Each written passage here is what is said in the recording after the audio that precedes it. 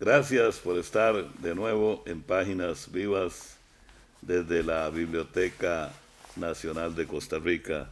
Debemos a nuestros invitados e invitadas la posibilidad que nos dan de conocer, de profundizar en historias en principio escritas en nuestros viejos y queridos periódicos de papel, y en ese contexto vamos a hablar hoy de la masonería en Costa Rica, de las logias masónicas en Costa Rica y de una figura central de esta historia que es el padre Francisco Calvo.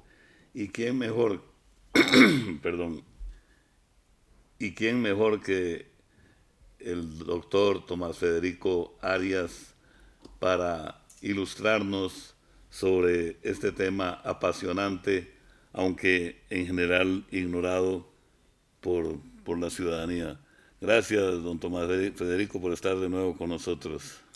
Don Roberto, un gusto saludarlo como siempre y pues con el mejor de los gustos estar en este importante programa que usted y la Biblioteca Nacional desarrollan en lo que yo llamo una verdadera jornada cívica en rescate de uno de los tesoros más grandes que tenemos los costarricenses, como es nuestra historia, y un tema tan peculiar como la historia de la masonería.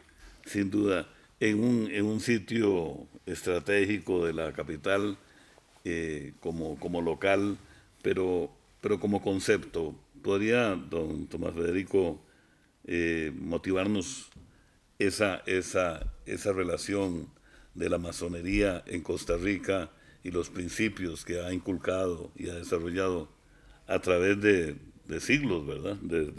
Por lo menos desde el siglo XIX, XX. Efectivamente, la masonería en el caso costarricense tiene dos momentos que a mí me parece muy importante clarificar. Uno es antes de 1865 y con posterioridad lo que se desarrolla ulteriormente a ese año. ¿Y por qué decimos esto?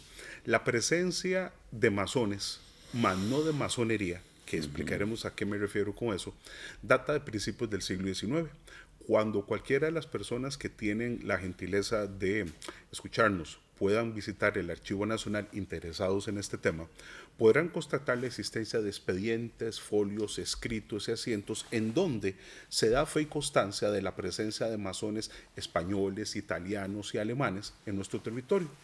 Incluso muchos de ellos generando una serie, pues diríamos nosotros, de hechos poco peculiares en la historia de Costa Rica, porque se tenía la idea en aquel momento, errada por supuesto, de que venía a generar una serie de problemas o una serie de inconveniencias para las incipientes autoridades del Estado después de nuestra independencia. Entonces, ¿por qué decimos de masones y no de masonería? Porque estas personas efectivamente pertenecían a instituciones masónicas pero extranjeras, porque en nuestro país, don Roberto, no existía en ese momento ni la institucionalidad masónica como tal, ni una estructura a la cual un costarricense pudiese ingresar en ese momento. Y entonces, ¿por qué ponemos como punto de inflexión el año de 1865?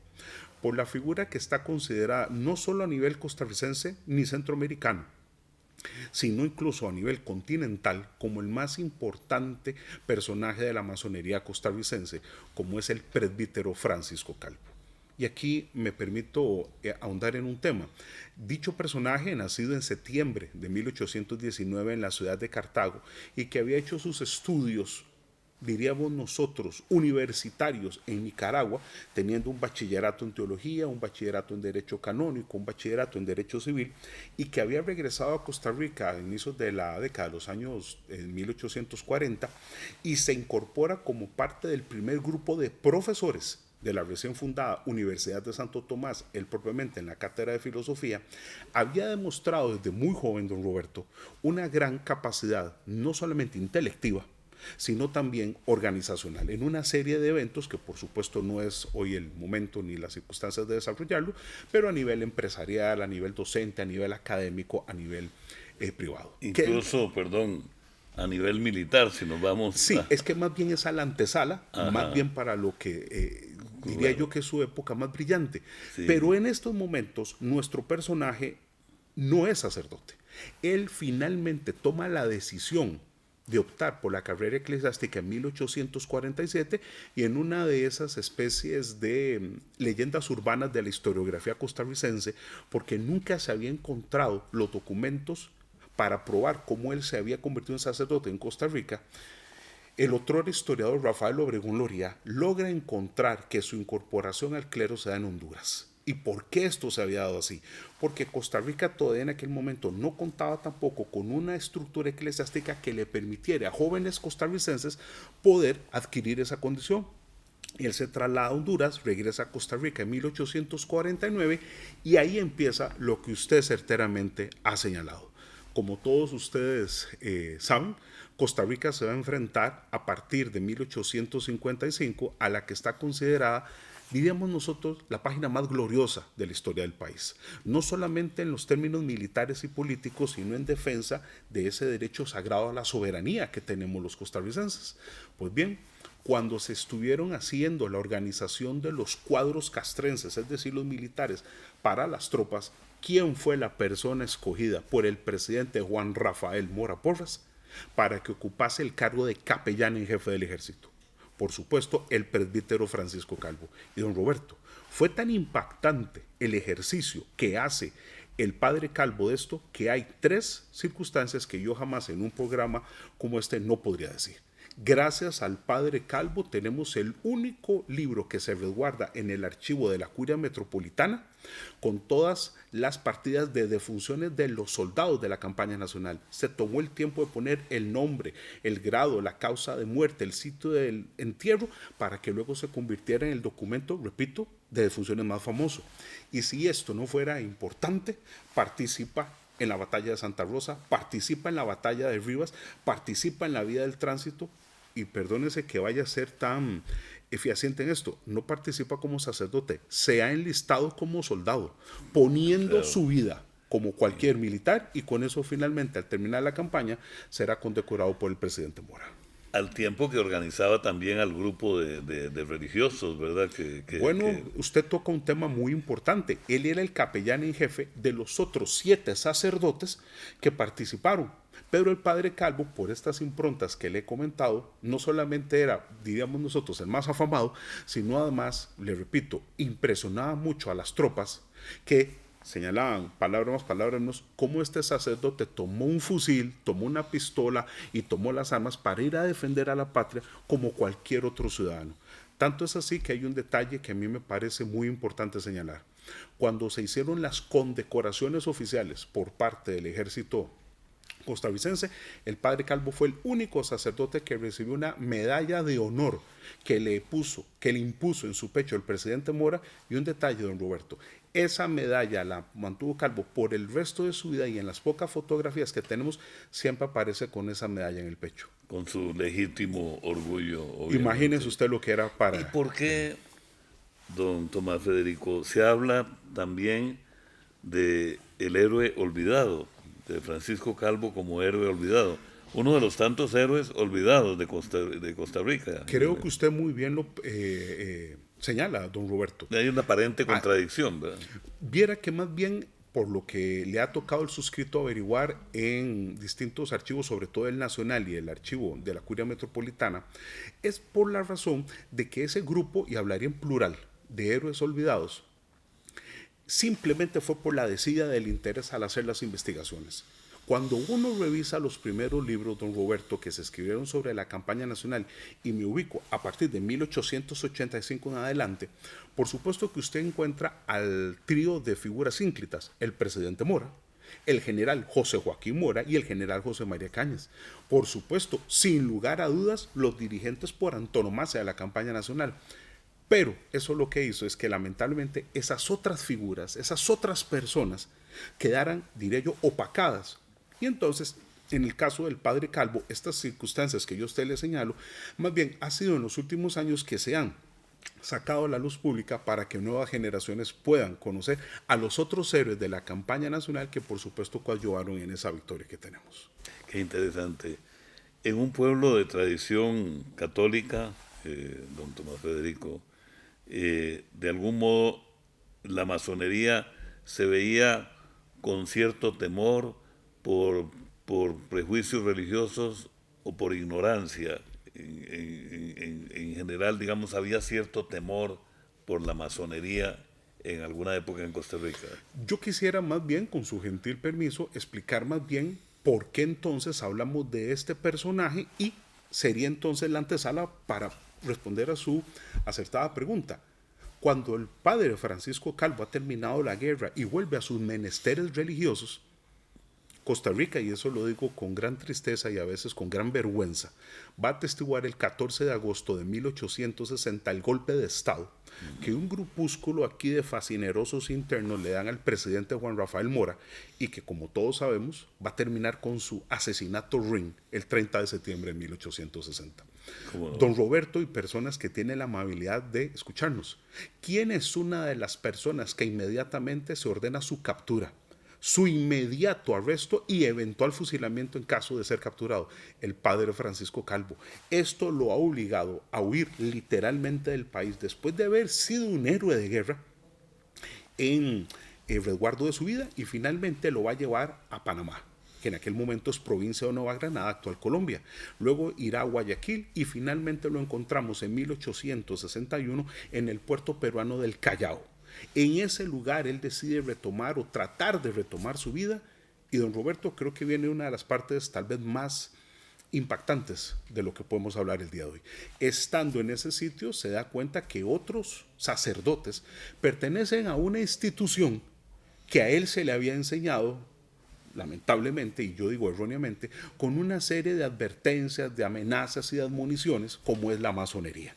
Él queda impactado, como quedaría cualquiera en aquella coyuntura, de que esto es así, hasta que luego él mismo lo dirá. Conforme fui conociendo los principios de esta institución, me di cuenta que no era así, y por eso necesitaba comentar eso para su pregunta. Cuando Calvo se da cuenta que esta institución tiene como 3 pilares fundamentales. Número 1, para sus integrantes, o el desarrollo intelectivo de la persona, de cómo usted puede ir adquiriendo conocimientos, saberes y sabiduría de la más diversa índole. 2, la caridad. Sus integrantes, por una serie de circunstancias que podríamos tratar en otra oportunidad, se dedica a una serie de obras de caridad. Y número 3, su incidencia en las actividades políticas. ¿Para qué? Para poder guiar, como cualquier organización intelectiva, con sus consejos, con sus maneras, con sus opiniones y con sus accionarios. Ahí entra, y el año es 1862, cuando el presbítero Francisco Calvo se convierte en el masón Francisco Calvo, y esas ideas, don Roberto, son las que traerá a Costa Rica precisamente para tratar de desmitificar lo que estamos aquí hablando. Qué interesante, con principios fundamentales y principios también cristianos, como es el conocimiento, la caridad. Bueno, vea usted. Indudablemente. Solo un detalle. Él, como sacerdote, jamás se hubiera adherido a una institución que más bien fuera en contra de esos valores. Pensemos más bien como un sacerdote, entendiendo que lejos de una dicotomía lo que había era una concatenación. Por eso es que él ingresa a las logias masónicas. Estamos con el doctor Tomás Federico Arias Castro, hoy en Páginas Vivas, conversando sobre la masonería en Costa Rica y la figura central de esta historia, como es el padre Francisco Calvo. Vamos a una pausa y regresamos rapidito para continuar con esta amena conversación o esta amena disertación de don Tomás Federico sobre el tema de la masonería. Ya volvemos.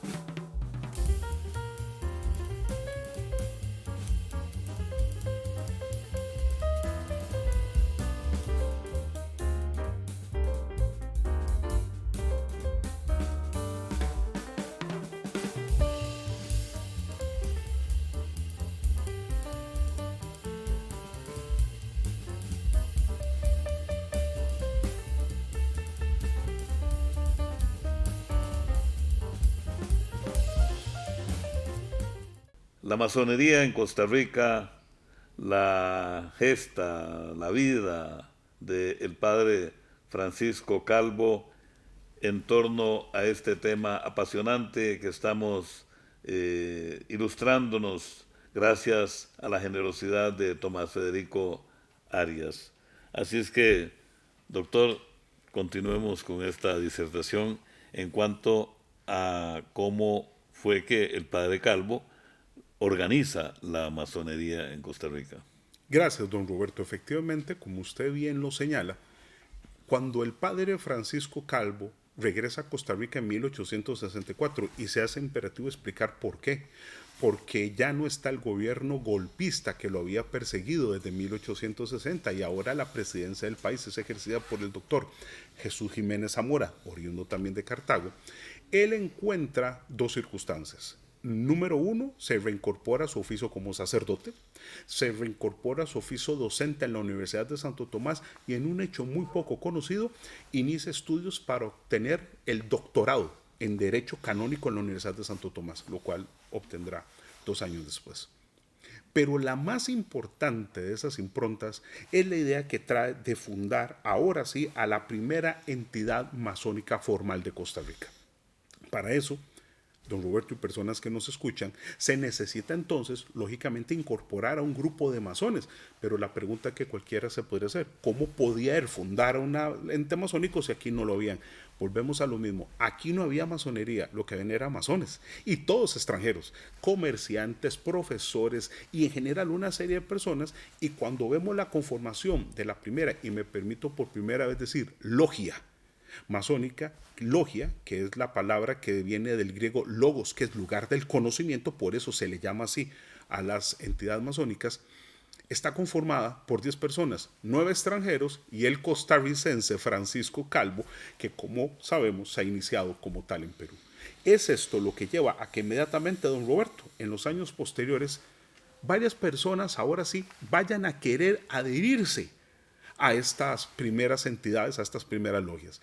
¿Quiénes son en este primer momento? Y le hablo de 1865 a 1870, 4 distinguidas personas que la integran en sus primeras acciones. José María Castro Madrid, Tomás Guardia Gutiérrez, Bernardo Soto Alfaro y Próspero Fernández Oremono. Creo que usted me comprenderá que se estaba entonces adhiriendo lo más graneado de la política en aquel momento para las logias. Lo que pasa es que, como todo, desató algunas murmuraciones, desató algunas críticas. Como todo, en un país democrático hubo gente que no estuvo a favor de esto, hubo gente que sí, pero lo cierto es que a la masonería empezaron a adherirse literatos, docentes, políticos, profesionales, académicos, que entendiendo que la institución va dirigida al desarrollo intelectual, quisieron ingresar. Y entonces durante todo el resto, don Roberto, de la década de los años 70 del siglo decimonónico, es cuando la masonería ha sido bien llamada la época dorada en Costa Rica, porque prácticamente cualquier persona que usted entendiese que era alguien de realce, pertenecía. Ya para los años 80 se da un hecho muy peculiar, ya el tiempo pasa. El padre Calvo ya está cercano a los 70 años, ha empezado a alejarse de una serie de las funciones que él tenía y se da un hecho que a mí me parece muy importante señalar. Costa Rica ha entrado en la eventualidad de tener una nueva guerra que no teníamos desde la campaña nacional con Guatemala. ¿Y qué es lo que sucede? Vemos a nuestro personaje siendo ya un adulto mayor y que no participaba como tal en el ejército, solicitándole entonces al entonces presidente Próspero Fernández y luego a su yerno, don Bernardo Soto, que reactive su puesto como capellán del ejército costarricense. Y allá lo veremos. Lo cierto es que esa guerra al final no se da y por eso yo siempre, como comento en las aulas universitarias, se quedó en una tentativa de guerra. Pero lo que le impresiona a uno es cómo esta persona, como el padre Calvo, tenía la idea de luchar por su país hasta el final de sus días y finalmente morirá en 1890 y con eso se acaba esa primera gran etapa. Y cosa curiosa, don Roberto, apenas 9 años más tarde, y en una explicación que se hace necesaria, varias logias deciden federarse bajo una autoridad general y se funda la Gran Logia de Costa Rica. Y me explico. Hoy en día ese modelo pervive. Todas las logias en el país, que actualmente suman 22, están bajo el cobijo de la autoridad superior jerárquica de una gran logia, y el año pasado se acaban de celebrar entonces los 125 años de la fundación de la Gran Logia de Costa Rica, que es la que dirige pues exactamente pues todas las actividades de estas logias. Cuando se plantea toda esta gestación, ¿cuál era en general, digamos, la actitud de la Iglesia Católica en Costa Rechazo. Rica? Sí, señor, qué pregunta más importante. Como es lógico pensarlo, un rechazo. Ya desde el siglo XVIII la masonería había sido condenada por medio de una serie de bulas como una actividad contraria, obviamente, pues a toda la actividad eclesial. Lamentablemente en aquel momento, por una especie, diríamos nosotros, de malos entendidos sobre lo que es las actividades a las que se dedica la masonería, la Iglesia Católica y otras adscripciones religiosas también así lo entendieron, y lamentablemente se empezó a asociar con eso, con actividades, diríamos, antirreligiosas. ¿Cuándo empieza a cambiar eso, don Roberto, y personas que nos escuchan?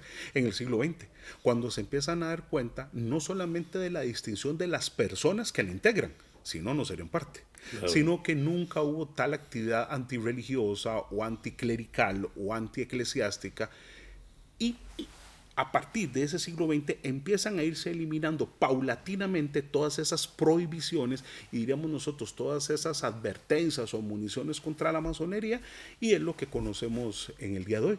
Cualquier persona puede informarse al respecto y no entra en colisión ninguna religión con lo que hace la masonería en sus actividades. Es interesante que la corriente continuaba, es decir, que seguía, que había una corriente creadora, que había conocimiento, estudio.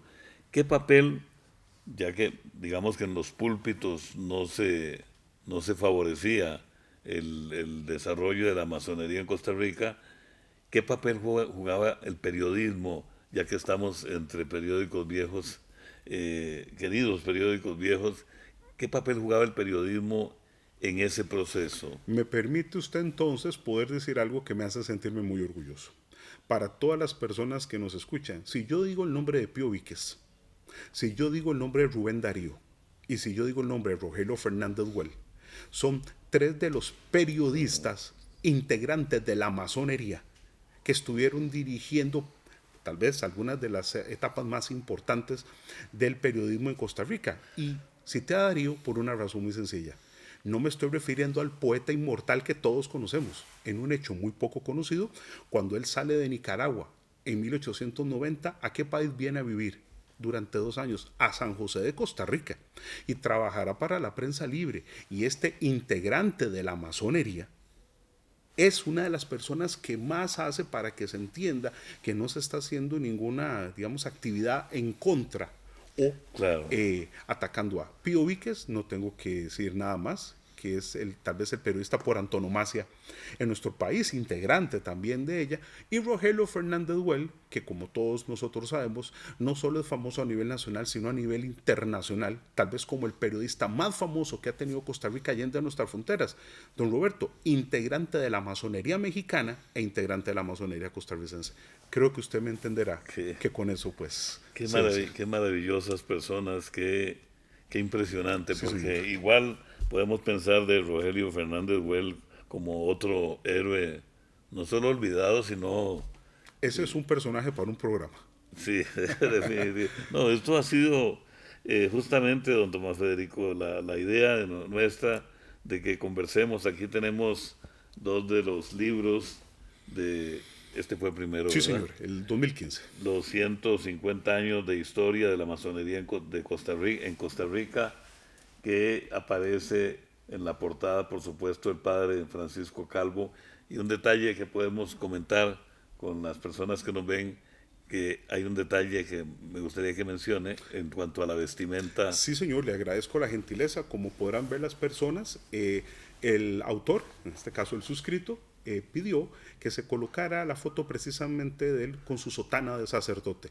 Lo que pasa es que también aquí, pero ya habría que verlo con más detalle, él lleva su medalla de la campaña nacional contra los filibusteros y se ha colocado el símbolo universal de la masonería en un tríptico que lo que hace entonces es condensar todas sus facetas para que la persona pues que tenga la gentileza de ver el libro comprenda por qué entonces tratamos de que en esa imagen se condense todas sus facetas. Claro, o sea que desde la portada ya el lector aprende. Sí, señor, esperemos. Y el otro libro que mencionamos se titula Historia de las logias masónicas de Costa Rica en los siglos XIX, XX y XXI.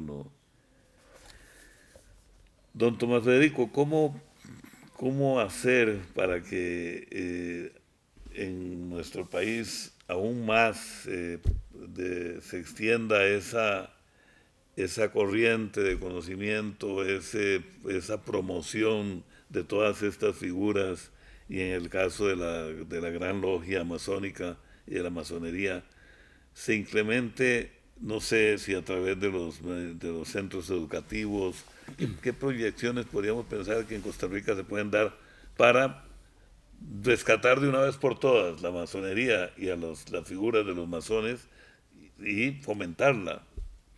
Don Roberto, precisamente esa fue la idea con la publicación de estos dos libros. Para las personas que estamos en estas actividades de historiografía, de investigación histórica, resultaba muy peculiar que la única persona que se había dedicado a fondo a estos temas en todo el siglo XX era el desaparecido historiador don Rafael Obregón Loría, conocido por propios extraños, y resulta ser que él, suscrito desde su época de estudiante, al encontrarse desperdigados por una serie de elementos, temas masónicos, tomó la decisión de recopilar todo esto para hacer eso que precisamente usted dice. Había que poner una serie de cosas en claro para que el costarricense que tuviese pues la idea o la necesidad de poder averiguar de esto, pudiera encontrar en una obra las respuestas, esperamos, a todas sus preguntas. Y entonces estos dos libros tienen esa idea. Cuando nosotros publicamos la primera obra era explicarle esencialmente al lector. Una persona tomó la decisión en el siglo XIX de fundar a la masonería, y aquí está su obra.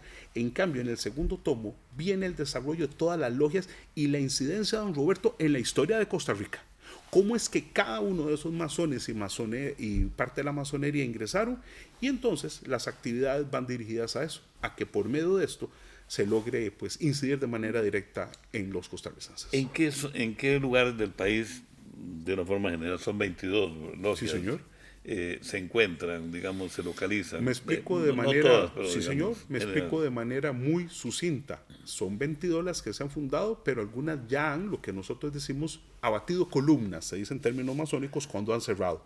No todas están activas, pero respondiendo puntualmente a su pregunta, la mayoría trabaja en el edificio de la Gran Logia de Costa Rica, situado precisamente en las inmediaciones del antiguo edificio de Sion en la Asamblea Legislativa. Hay también logias en Heredia, hay logias en Cartago, hay logias en Alajuela, hay logias en Turrialba, hay logias en la zona de Los Santos, hay en algunos cantones como San José y Curridabat, y entonces todas estas entidades lo que hacen es permitirle a los costarricenses que si alguien pues tiene las circunstancias de querer aprender y entender sobre estos temas, pues que pueda hacerlo de la manera más abierta. Y finalmente, ¿dónde pueden las personas interesadas? Bueno, ya sabemos que en la Biblioteca Nacional, por supuesto que están a disposición del público, pero para adquirir estos libros. Sí, señor, tengo el honor de que la editorial Costa Rica nos haya publicado estas dos obras, y precisamente se pueden adquirir en la sede central de la editorial Costa Rica en San José, así como en la Biblioteca Universitaria en San Pedro de Montes de Oca, pues para las personas, digo yo, que nos hagan la gentileza de leer estas obras sobre este tema. Doctor Tomás Federico Arias Castro, de verdad muchas gracias. Disfrutamos muchísimo, no solo es la segunda vez que tenemos acá a don Tomás Federico en Páginas Vivas, y también en programas tan prestigiosos como los del colega Ignacio Santos o Canal 7 en Telenoticias, y en su programa Malas Compañías, que, bueno, no hace honor, ya sabemos por qué se llama Malas Compañías, un lindo título, por cierto, de ese programa. Muy acertado. Pero que nos facilita, nos da esa oportunidad a usted de seguir conversando en torno a todos estos temas, al general Cañas, con que lo tuvimos en el primer programa. Sí, señor. A todos estos héroes olvidados y a la necesidad de rescatar nuestra identidad, de reforzarla con estos personajes. ¿Qué tal si lo comprometemos, además de un próximo programa sobre la masonería, hablar de Ricardo Fernández, de don Rogelio. perdón, de don Rogelio Fernández Well. Todo lo contrario, don Roberto, más bien sería un honor poder volver a participar en su prestigioso programa para hablar sobre el que el suscrito considera que es el costarricense que más incidencia internacional ha tenido en México, junto con otro gigante como Florencio del Castillo. Así que será un gusto poder venir a hablar de don Rogelio. Muchísimas gracias. O sea, quedamos como en los avances cinematográficos. La próxima presencia de don Tomás Federico, o las dos próximas presencias de don Tomás Federico en Páginas Vivas serán sobre la masonería para complementar y ampliar el tema, y vamos a tener el placer de conversar con don Tomás Federico sobre ese otro héroe olvidado, Rogelio Fernández Well. Gracias, don Roberto, por la gentileza de la invitación. Muchísimas gracias, de verdad. Como siempre. Y gracias también a ustedes. Como siempre, les esperamos en la próxima edición de Páginas Vivas desde la hemeroteca de la Biblioteca Nacional de Costa Rica. Hasta la próxima.